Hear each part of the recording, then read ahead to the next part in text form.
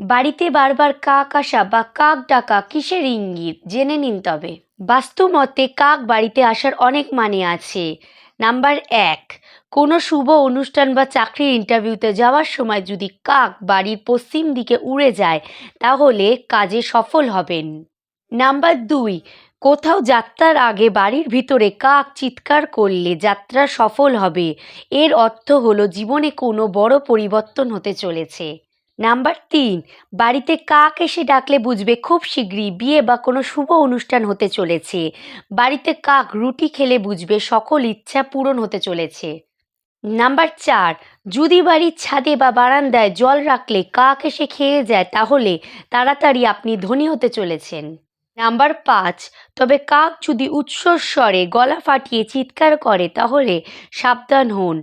এতে কিছু অপ্রীতিকর ঘটনা ঘটতে পারে বা বড় সংকটে পড়ার ইঙ্গিত।